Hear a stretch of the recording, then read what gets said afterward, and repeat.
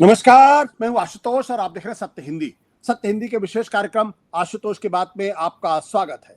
बातचीत शुरू करने के पहले एक छोटी सी अपील। सत्य हिंदी एक कोशिश है ईमानदार, निडर और निर्भीक पत्रकारिता की। हम अपने उन लाखों दर्शकों के शुक्रगुजार हैं जो लाखों की संख्या में हमारे कार्यक्रमों को देखते हैं और हमारी हौसला अफजाई करते हैं। मुझसे एक और छोटी सी गुजारिश करना चाहते हैं कि आप न केवल हमारे कार्यक्रम देखें बल्कि संभव हो सके तो हमारे वीडियोस को बड़ी मात्रा में डिस्ट्रीब्यूट करें, सर्कुलेट करें और शेयर करें ताकि ईमानदार पत्रकारिता ज्यादा से ज्यादा लोगों तक पहुंचे। और अब आज की बातचीत शुरू करते हैं। आज दरअसल हम दो मसलों पर बातचीत करना चाहते हैं और बातचीत करना चाहते हैं प्रोफेसर फैजान मुस्तफा जी से। कानून के बड़े जानकार, सुप्रीम कोर्ट की कानूनी की बारीकियों पर बहुत गहरी और पैनी नजर रखते हैं। जो दो मसले हैं उनमें से पहला मसला यह है कि सुप्रीम कोर्ट में जो पहली सुनवाई हुई वक्फ बोर्ड को लेकर, वक्फ कानून को लेकर, जिस पर सुप्रीम कोर्ट ने फिलहाल 1 हफ्ते का वक्त दिया है सरकार को अपना पक्ष रखने के लिए और उसके बाद 5 दिन का वक्त दिया है जो दूसरे लोग हैं जिन्होंने पिटीशन दायर की थी उनको उस पर रिप्लाई देने के लिए। यानी अगली सुनवाई 5 तारीख को होगी। लेकिन सुप्रीम कोर्ट ने 3 महत्वपूर्ण सवालों पर बहुत गहरी टिप्पणी की है और बहुत गहरे सवाल उस पर खड़े किए। पहली टिप्पणी इस बात को लेकर यह थी कि क्या किसी हिंदू धर्म के किसी हिंदू धर्म के न्यास में क्या किसी गैर हिंदू या किसी मुसलमान की नियुक्ति हो सकती है, और उन्होंने कहा कि सरकार को खुलकर इस पे बोलना चाहिए। दूसरा, क्या वक्फ की प्रॉपर्टी को लेकर कलेक्टर को जो अधिकार दिए गए हैं क्या वो सही हैं, और तीसरा, वक्फ बाय यूजर और उसको लेकर जो टिप्पणी है उस पर। यानी 3 बिंदुओं पर सुप्रीम कोर्ट ने एक तरीके से अपनी आपत्ति दर्ज कराई है और इस बात के संकेत भी दिए थे कि इसको लेकर वो कोई अंतरिम आदेश भी दे सकते, लेकिन फिलहाल उन्होंने अंतरिम आदेश देने से अपने आप को रोका है और सरकार को 1 हफ्ते का वक्त दिया है। इसके साथ साथ जो एक दूसरा मसला है, थोड़ा सा पुराना है लेकिन वह भी महत्वपूर्ण है, क्योंकि सुप्रीम कोर्ट ने जो राज्यपालों की जो भूमिका है, और पिछले दिनों राज्यपालों की भूमिका बहुत विवादास्पद रही है, उस पर बहुत ही ऐतिहासिक, अनप्रेसिडेंटेड फैसला दिया और एक तरीके से गवर्नर और राष्ट्रपति की भूमिका को सीमित करने की कोशिश की, जिसको लेकर सरकार थोड़ी परेशान भी है। और उनका यह कहना है कि दरअसल ये जुडिशियल आउटरीच का मसला है। लेकिन सबसे पहले हम बातचीत करेंगे वक्फ बोर्ड पर जो सुप्रीम कोर्ट की तरफ से पहली सुनवाई में जो बातचीत हुई उसको लेकर। फैजान मुस्तफा साहब, आपका बहुत बहुत स्वागत है हमारे विशेष कार्यक्रम में। आपको क्या उम्मीद थी कि सुप्रीम कोर्ट वक्फ कानून पर इतनी जल्दी सुनवाई करेगा और पहली सुनवाई में ही इस बात का संकेत देगा कि इस पर कुछ फार रीचिंग फैसले आ सकते हैं? आशुतोष, मुझे बहुत ताज्जुब हुआ। मैंने आपके शो पे भी बोला था जी, और इस पे लिखा भी कई आर्टिकल्स में कि कभी भी किसी कानून की जब संवैधानिकता को चुनौती दी जाती है तो पहली हियरिंग में सुप्रीम कोर्ट नोटिस इशू कर देती है और वो कहेगी कि सरकार 6 हफ्ते में या 8 हफ्ते में अपना पक्ष रखे। उसके बाद जो पेटिशनर की साइड होती है उसे भी 4 हफ्ते या 8 हफ्ते दे दिए जाते हैं।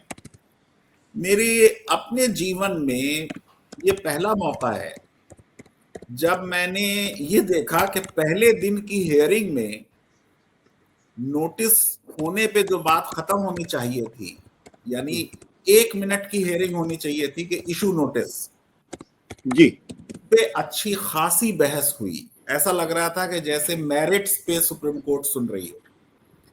और जितना जजेस इन पेटिशंस को पढ़कर आए थे उससे अपनी न्यायपालिका पे बड़ा गर्व होता है कि उन्हें सारे कंटेंशियस इश्यूज मालूम थे।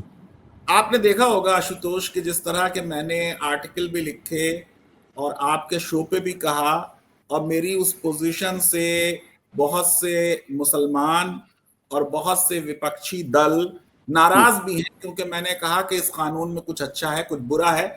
कल भी सुप्रीम कोर्ट ने कहा और आज यही बात कही एग्जैक्टली कि इस कानून में कुछ अच्छी चीजें हैं और कुछ उसमें बुरी चीजें। गो के जो चीज को सुप्रीम कोर्ट ने अच्छा कहा मेरे खिलाफ हिसाब से वो सही नहीं है कि आप 5 साल तक मुसलमान रहें तभी आप वक्फ कर पाएंगे। बहरहाल वो मेरिट की बात है। लेकिन जैसा किसी भी कानून में होता है कि कुछ उसमें अच्छाइयां होती हैं, कुछ बुराइयां होती हैं, और एक लीगल एकेडमिक को उस पर ऑब्जेक्टिवली बात करनी चाहिए। देखिए, मैंने आपके शो पे कहा था, आपको याद होगा, और वो शो बड़ा पॉपुलर रहा, बहुत लाखों लोगों ने उसे देखा जी, कि मैं क्योंकि संविधान पढ़ाता हूं इसलिए मैं डाइवर्सिटी को बेहतर समझता हूं कि जितनी भी पब्लिक संस्थाएं हैं उसमें देश की विभिन्नताएं जो हैं वो सामने आनी चाहिए, रिफ्लेक्ट होनी चाहिए, क्योंकि हर समाज और हर सभ्यता प्रॉब्लम सॉल्यूशन का एक अलग तरीका उसका होता है। अगर वो सारे ऑप्शन सामने आ जाएं किसी समस्या को हल करने के लिए, तो हम बेटर पोजीशन में होंगे अपनी चॉइस करने में। साथ ही तौर पर नॉन मुस्लिम्स वक्फ बोर्ड में आए। मैं आज भी ये कह रहा हूं, चाहे सुप्रीम कोर्ट ने इस पर बहुत एतराज जताया, कि ये अच्छा प्रावधान है। अब इस प्रावधान में जो समस्या थी, मैंने पहले भी आपके शो पे इंडिकेट की थी, एक मौलिक अधिकार है हर धर्म के मानने वालों का और हर धर्म का, कि वो अपने जो धार्मिक और चैरिटेबल संस्थाएं हैं उनको स्वयं मैनेज करेंगे। जो आर्टिकल 26 है उसकी भाषा ये है, एवरी रिलीजियस डिनोमिनेशन और any section thereof shall have the right to establish and manage their religious and charitable institutions। जी। तो कोई चीज अच्छी हो सकती है, लेकिन अगर वो किसी मौलिक अधिकार से टकरा रही है, तो देश का संविधान अनुच्छेद 13 में ये कहता है कि कोई भी ऐसा कानून जो मौलिक अधिकार के किसी प्रावधान से टकराएगा, असंवैधानिक। सुप्रीम कोर्ट ने इसी चीज को पकड़ा है कि क्या आप एक रिलीजियस डिनोमिनेशन के मैनेजमेंट के राइट में इंटरफेयर कर रहे हैं। मैं फिर अपनी बात दोहरा रहा हूं, मेरे लिए संविधान के अध्यापक की हैसियत से डाइवर्सिटी अच्छी चीज है, लेकिन ये एक मुद्दा है जिस पे कोर्ट को फैसला करना पड़ेगा। मुझे नहीं लगता ये फैसला जल्दी आएगा। मुझे मई की हियरिंग के बारे में कुछ बहुत ज्यादा मैं जो हूं उम्मीद अफजा नहीं हूं। दूसरी चीज ये कि मैंने ये भी बात कही थी कि जो वक्फ लॉ है वो एक मिस्ड अपॉर्चुनिटी है उस सरकार के लिए जो वन नेशन वन लॉ के बारे में बात करती रही है, जो बार बार कहती रही है कि समान नागरिक संहिता हम लाएंगे, जिसने कई राज्यों में समान नागरिक संहिता के सिलसिले में पहल की, उत्तराखंड में लागू कर दी, गुजरात में एक कमेटी बना दी, हरियाणा के चुनावों में उन्होंने उसका प्रॉमिस किया। अगर हम एक समान नागरिक संहिता ला रहे हैं, या हमारा लाने का इरादा है, या हमें उसमें विश्वास है, फिर वक्फ के लिए अलग कानून गैर जरूरी है। इन वन गो किसी भी धर्म की जो धार्मिक प्रॉपर्टी है या चैरिटेबल प्रॉपर्टी है, उसके बारे में एक कानून एक बार में बना देना चाहिए। मैंने बार बार ये बात लिखी है कि यूनिफॉर्म सिविल कोड एक कंटेंशियस मुद्दा है, इसलिए एक बार में इसे लाने के बजाय इसे पीस मील तरीके से छोटे छोटे टुकड़ों में लाया जाए। तो एक टुकड़ा रिलीजियस एंड चैरिटेबल प्रॉपर्टी का बहुत अच्छा इस वक्त हो सकता था, उसका विरोध ना होता। मैंने बार बार ये बात कही है कि कोई भी लॉ रिफॉर्म हो तो इस नियत से हो कि हम कानून में सुधार कर रहे हैं, राजनीति ना हो उस पे, ना सत्ता पक्ष ये कहे कि हमने देखिए क्या कमाल कर दिया, और ना विपक्ष ये कहे कि इन्होंने बिल्कुल बर्बाद कर दिया। दोनों बातें नहीं होती हैं, सच कहीं बीच में होता है। लेकिन लॉ रिफॉर्म को लॉ रिफॉर्म की स्पिरिट से लाना चाहिए। ये पहला मुद्दा सुप्रीम कोर्ट ने इसी तरीके से फ्लैग किया है कि क्या फंडामेंटल राइट का वायलेशन हो रहा है, और क्या आप हिंदू टेम्पल्स में नॉन हिंदूज को मेंबर इस तरह बना सकते हैं। जो असलियत है वो ये कि संविधान के अनुच्छेद 25 में जो हिंदू की परिभाषा है, जिसमें जैन और सिख और बुद्धिस्ट भी इंक्लूडेड हैं, टेम्पल बोर्ड की हिंदू की परिभाषा में वो इंक्लूडेड नहीं है। आपके इस साथ जो मेरी बातचीत हुई उसे देख के एक साहब ने मुझे लिखा कि नहीं, ये इंटरप्रिटेशन जो है आर्टिकल 25 का गलत है। मैं आपके शो के जरिए जवाब दे रहा हूं कि 26 जनवरी 1950 को संविधान लागू हुआ। 30 जनवरी 1950 को जैन्स ने पंडित जवाहरलाल नेहरू को लेटर लिखा कि ये आपने क्या किया है, जैन धर्म अलग है और उसको हिंदू धर्म के साथ इंक्लूड नहीं करना चाहिए। और ये बात तो आशुतोष आपको याद होगी कि प्रकाश जी। सिंह बादल आर्टिकल 25 को जलाते थे। इस पर उनके ऊपर केस चला था। और क्यों जलाते थे? क्योंकि वो कहते थे कि सिख धर्म जो है वो हिंदू धर्म से अलग है, इसलिए उसमें शामिल ना किया जाए। समस्या ये है कि जिनको आप संविधान में हिंदू कह रहे हैं, आप हिंदू टेंपल बोर्ड में उनको भी नहीं लेंगे, और वक्फ बोर्ड में आप कह रहे हैं कि सारे लोग आ जाएं, और अगर उनका बहुमत हो जाए तो सुप्रीम कोर्ट को यह लगता है कि ये बात जो है ये आर्टिकल 26 का वायलेशन। दूसरे, आपके शो पे मैंने ये बात बार बार कही कि ये कानून मुसलमानों के लिए है, नहीं है, सुप्रीम कोर्ट ने उस पर नहीं उतना गौर किया। मेरे हिसाब से सबसे बड़ा मुद्दा इस कानून में है जो ये गैर मुस्लिमों के अधिकार छीनता है। जो अधिकार नॉन मुस्लिम्स को वक्फ करने का है, अपनी प्रॉपर्टी के बारे में जो चाहे करे, उस मुद्दे पे मैं एक्सपेक्ट करता था कि सुप्रीम कोर्ट बहुत स्ट्रांगली अगर हियरिंग कर रही है तो वो बोलेगी। ना उसको उतना सुप्रीम कोर्ट ने बोला और ना उतना जो लोगों ने बहस की उस मुद्दे को उतनी अच्छी तरह और उतने उससे रखा। अब ओनरशिप का जो वक्फ बाय यूजर का राइट, फिर वही बात हो रही है। क्या हम बाबरी मस्जिद का केस भी नहीं मानेंगे? ये मैं अपने आर्टिकल में भी लिख चुका हूं कि वो सरकार जो बेनिफिशियरी रही है उस कैंपेन की, और सुषमा स्वराज जी का स्टेटमेंट है भोपाल का कि जो राम टेम्पल मूवमेंट है इसका धर्म से ताल्लुक नहीं है, इसका राजनीति से ताल्लुक है, इससे हमें बहुत वोट मिलने वाले हैं। वो उस जजमेंट को जिसको पूरे देश ने सेलिब्रेट किया और मुसलमानों ने उसका बिल्कुल विरोध नहीं किया, बल्कि कुछ मुसलमान, मौलाना इलियासी साहब तो खुद गए 22 जनवरी को। उस जजमेंट में कम से कम 20 पेज वक्फ बाय यूजर पे हैं। और उसमें सुप्रीम कोर्ट ये कह रही है कि वक्फ बाय यूजर हमारे जूरिस्प्रूडेंस का हिस्सा है। तो सुप्रीम कोर्ट ये सवाल उठाई कि जिस चीज को हम कह रहे हैं कि वो हमारे कानून का हिस्सा है, आप उसको इस तरीके से कानून लाके कैसे पलट सकते हैं? जरा सा मैं एक चीज आपको बता दूं कि बहुत से जजमेंट सुप्रीम कोर्ट के पार्लियामेंट ने बदले। कुछ ज्यादा जिक्र हमने शाहबानों का किया है सर। वो हमारे माइंड में जो प्रिजुडिस है उसकी वजह से आपको बताता हूं। एनिमी प्रॉपर्टी के लॉ पे सुप्रीम कोर्ट ने 3 बार जजमेंट दिया, 3 बार पार्लियामेंट ने पलटा। वोडाफोन के जजमेंट को सुप्रीम कोर्ट ने पलटा। SC ST एट्रोसिटीज एक्ट पे सुप्रीम कोर्ट ने जजमेंट को पलटा। चीफ मिनिस्टर ऑफिशियल रेजिडेंस में नहीं रहेंगे, उसको स्टेट्स के लॉ ने बदला। मैंने एक बार काउंट किया था, कम से कम 114 ऐसे बार हुआ है कानून जब कोई फैसला सुप्रीम कोर्ट ने दिया और पार्लियामेंट या राज्य की विधानसभाओं ने उनको पलटा।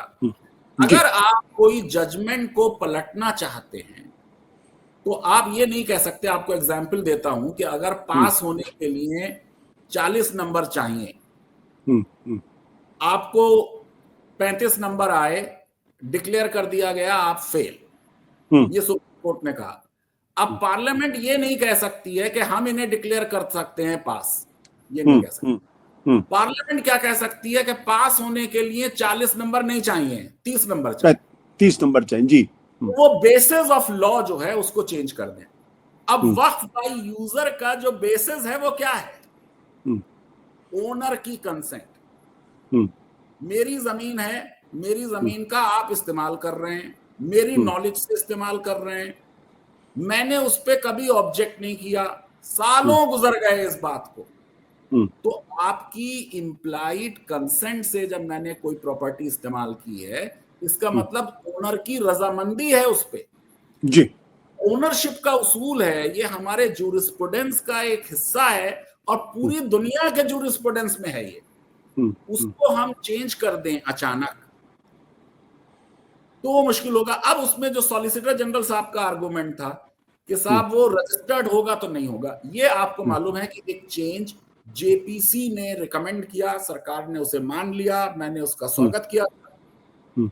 थोड़ा उसमें डाइल्यूशन है, लेकिन आप सोचिए कि रजिस्ट्रेशन की प्रोसेस अपने आप में इतनी टीडियस है कि वक्त बाय यूजर के रजिस्ट्रेशन आसान नहीं है, और जिस तरह की हॉस्टाइल ऑफिसर्स उससे डील कर रहे हैं कि ये पेपर लाओ, वो पेपर तो है ही नहीं, तभी तो वक्त बाय यूजर है।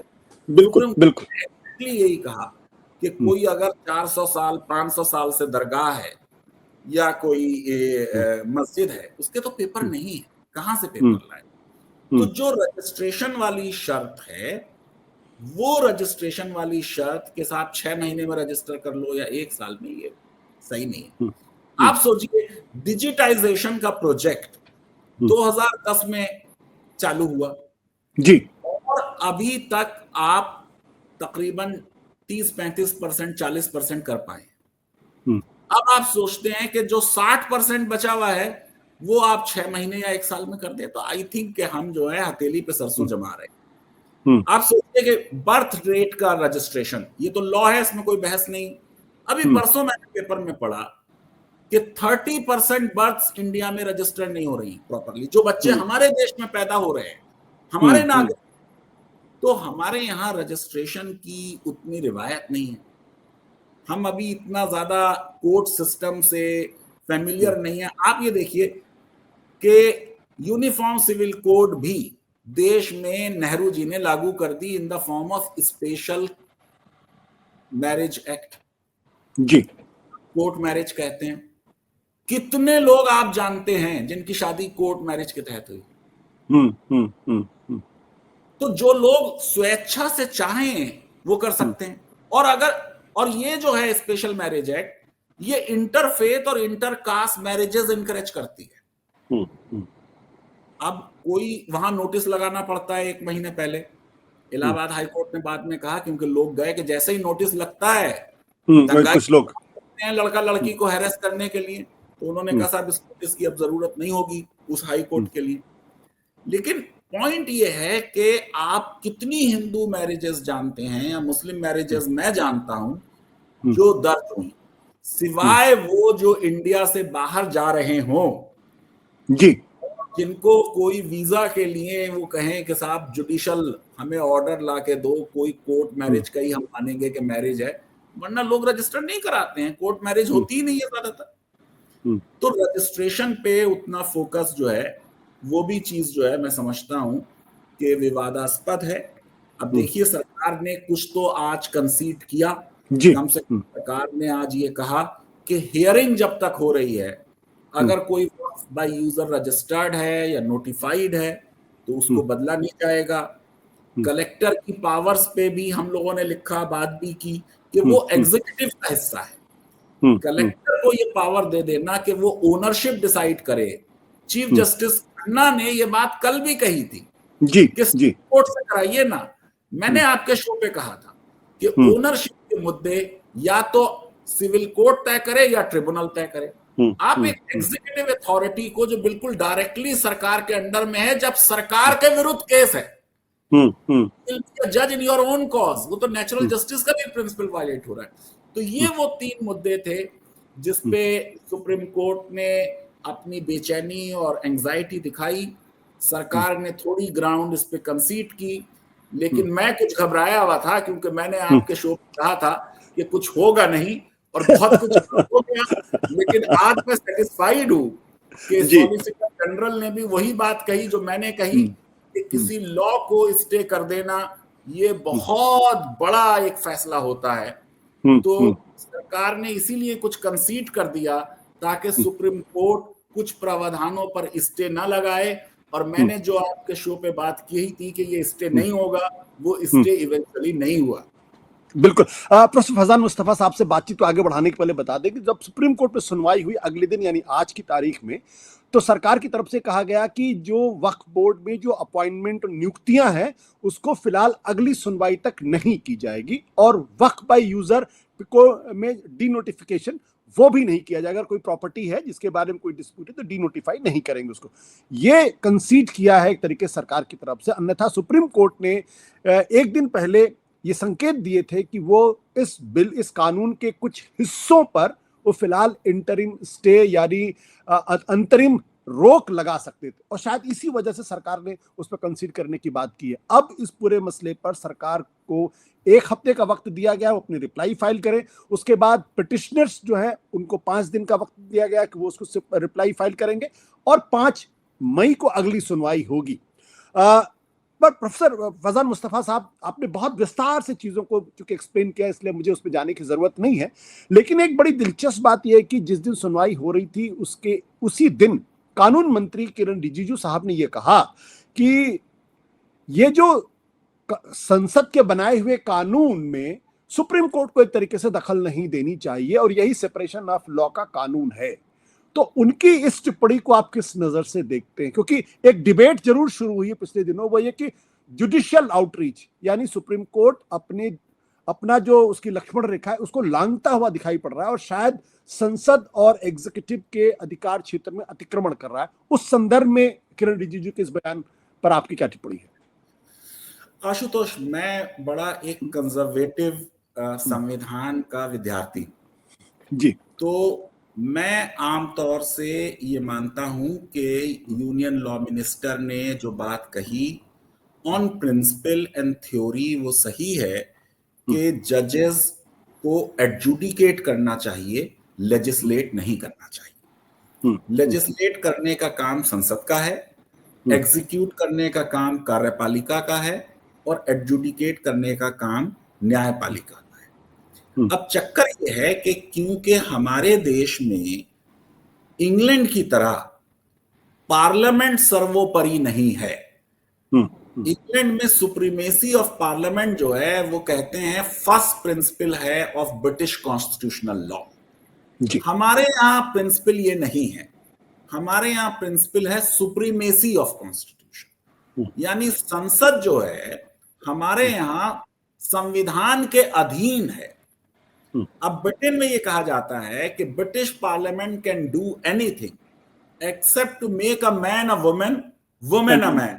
और आपने कल का जजमेंट पढ़ा होगा, यूके सुप्रीम कोर्ट ने कहा है कि वुमेन का मतलब वो सिर्फ बायोलॉजिकल वुमेन लेंगे, और ट्रांसजेंडर राइट्स के लोग इस बात को ज्यादा वो ना समझें कि उनकी कोई बहुत बड़ी डिफीट हो गई है। आप ये सोचिए कि भारत की सुप्रीम कोर्ट ये नहीं कर सकती कि एक मर्द को औरत बना दे और औरत को मर्द बना दे, ये राइट ही नहीं है। कि पावर्स को लिमिट किया गया है, लिमिट करने के कई तरीके संविधान ने अपनाए हैं।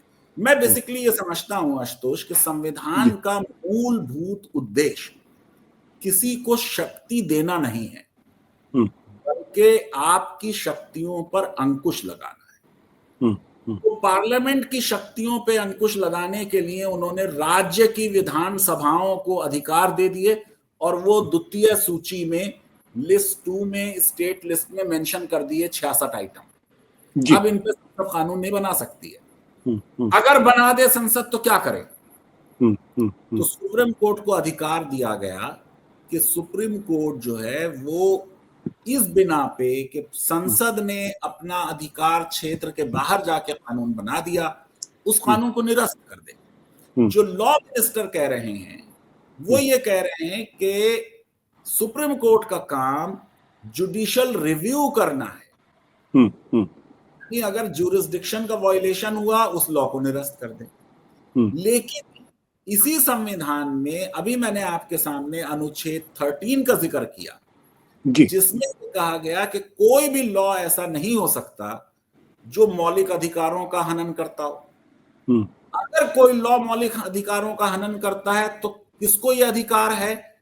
जाहिर है कि संसद को तो यह अधिकार नहीं दिया जा सकता कि संसद ने ही वो काम किया है। कार्यपालिका को यह अधिकार नहीं किया जा सकता, क्योंकि आपको मालूम है बिल कार्यपालिका ही लाई है संसद में, उन्हीं की मेजॉरिटी है वहां पे। तो आपके पास सिर्फ न्यायपालिका बची। इसलिए कोई भी कानून जो संसद पारित करती है जो उसके अधिकार क्षेत्र में नहीं है या जो लोगों के मौलिक अधिकारों का उल्लंघन करता है, उसको सुप्रीम कोर्ट को अधिकार दिया है संविधान ने कि वो उसको निरस्त कर दे। और इस प्रक्रिया को जुडिशियल रिव्यू कहते हैं। ये जुडिशियल आउटरीच नहीं है, ये जुडिशियल एक्टिविज्म नहीं है। जो सुप्रीम कोर्ट में वक्फ पर बहस हो रही है वो बिल्कुल भी जुडिशियल आउटरीच का मामला नहीं है। कोर्ट की आर्टिकल 13 के तहत और आर्टिकल 32 के तहत लोगों का अधिकार के लोग अपने मौलिक अधिकार के उल्लंघन के लिए डायरेक्ट सुप्रीम कोर्ट जा सकते हैं। आपको मालूम है कि हाई कोर्ट की पावर सुप्रीम कोर्ट से ज्यादा है। हाई कोर्ट में आप मौलिक अधिकारों के उल्लंघन के लिए भी जा सकते हैं और किसी और अधिकार के उल्लंघन के लिए भी जा सकते हैं। तो 226 में हाई कोर्ट को ज्यादा शक्तियां हैं, लेकिन सुप्रीम कोर्ट आप सिर्फ मौलिक अधिकारों के हनन के लिए जा सकते हैं। तो ये एक प्रक्रिया हो गई शक्तियों पर अंकुश लगाने के लिए। दूसरी प्रक्रिया हो गई कि डिस्ट्रीब्यूशन ऑफ पावर कर दिया सेंटर और स्टेट के बीच। तीसरी सेपरेशन ऑफ पावर्स कर दिया लेजिस्लेचर, एग्जीक्यूटिव और जुडिशरी के बीच। रूल ऑफ लॉ कर दिया हमने कि रूल ऑफ मैन नहीं होगा, रूल ऑफ लॉ होगा। जुडिशियल रिव्यू हमने कर दिया, और जुडिशियल रिव्यू का यह भी पर्पस है कि मेजॉरिटेरियनिज्म ना हो। सरकार तो मेजॉरिटी पे बनेगी, लेकिन सरकार मेजॉरिटेरियन नहीं होगी। तो अल्पसंख्यकों के अधिकारों को खास तौर से प्रोटेक्ट करने के लिए भी जुडिशियल रिव्यू जरूरी है। जुडिशियल रिव्यू को बहुत लोग मानते हैं कि ये जनतांत्रिक नहीं है, कि लोगों के चुने हुए प्रतिनिधियों ने कोई फैसला किया और उन जजेस ने, जिनको किसी ने नहीं चुना, वो उसको निरस्त कर दें। लेकिन संविधान को अगर हमें सुप्रीम मानना है और सुप्रीमेसी कॉन्स्टिट्यूशन रखनी है, तो जुडिशरी के अलावा वो अधिकार किसी और को दिया ही नहीं जा सकता, प्रैक्टिकली संभव ही नहीं है। इसलिए मैं समझता हूं कि वक्फ लॉ पे जो हियरिंग हो रही है वो बिल्कुल भी जुडिशियल एक्टिविज्म का हिस्सा नहीं है। जुडिशियल एक्टिविज्म कभी कभी हमारे देश में हुआ है। अभी दूसरे मुद्दे पे आप बात करेंगे, उसमें शायद आप कहने के लिए मैं मजबूर हूं कि टाइम फ्रेम फिक्स कर देना शायद जुडिशियल एक्टिविज्म की तरफ जा रहा है, लेकिन उसमें भी कोर्ट कहां से उसे निकाल रही है। शब्द आ रहा है as soon as possible. Okay, वो एज सून एज पॉसिबल का मीनिंग बता रही है कि भाई अगर ऐसा मसला है तो 1 महीने में तय कर दो, अगर ऐसा मसला है तो 3 महीने में हल करो। और वो जजमेंट में लिखा है जस्टिस परदीवाला ने कि ये ऑपरेट करेगा ताकि अदालत जब उस केस को देखे तो वो ये देखे कि इसमें डिसीजन रीजनेबल है, रैशनल है, नॉन आर्बिट्रेरी है या नहीं है। हमारे देश में जुडिशियल एक्टिविज्म आया कैसे? जुडिशरी जब सरकार के बहुत साथ चली जाए, आप मेरा जुमला नोट कीजिए जी, कमिटेड जुडिशरी हो जाए, थर्ड चैम्बर की तरह बिहेव करे संसद के, तब लोगों का जुडिशरी से विश्वास उठ जाता है। इमरजेंसी के दौरान एडीएम जबलपुर के मामले में 9 हाई कोर्ट्स ने यह कहा कि अगर किसी का आर्टिकल 21 वायलेट हो रहा है, इलीगल डिटेंशन है, right to life and personal liberty suspended है, तब आपको हैबियस कॉर्पस की रिट का अधिकार है।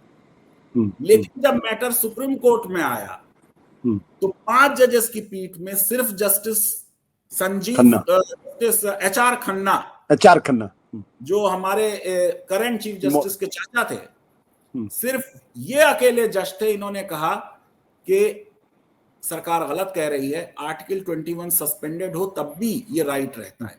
लेकिन मेजॉरिटी ने इस बात को मान लिया कि सरकार अगर आर्टिकल 21 नहीं, यानी आपको मैं हियरिंग के दौरान बताऊं कि एक जज ने ये कहा कि इसका मतलब ये कि आज जब मैं सुप्रीम कोर्ट से बाहर निकलूं और मुझे अरेस्ट कर लें तो मेरे फैमिली मेंबर्स को कोई राइट नहीं होगा कि वो किसी अदालत में जा पाए मेरे रिलीज करने के लिए। तो अटॉर्नी जनरल ने कहा कि नहीं, आपको कोई अधिकार नहीं होगा आपके फैमिली मेंबर्स को। तो आप ये सोचिए कि इमरजेंसी खत्म हुई, इंदिरा जी की बहुत बड़ी शिकस्त हुई 77 में, जनता सरकार आ गई। अब कोर्ट जो है वो एक क्राइसिस ऑफ लेजिटिमेसी से सफर कर रही है कि अरे मैंने लोगों का विश्वास खो दिया है कि जब सत्ता तानाशाही कार्य कर रही थी तो मैं लोगों के अधिकारों की रक्षा करने के बजाय सत्ता से मिल गए। उन्होंने उस विश्वास को वापस पाने के लिए अपने काम में ज्यादा एक्टिविज्म दिखाया। अब इसको एक मैं आम भाषा की आपको बता दे, नया नया जो मुल्ला होता है वो अजान ज्यादा देता है। फजल मुस्तफा साहब, हमने तो वक्फ बोर्ड पे बड़ी लंबी चौड़ी बातचीत की और आपने बहुत स्पष्ट तौर पे चीजों को एक्सप्लेन किया है। बहुत बहुत शुक्रिया sir, thank you so much sir, thank you.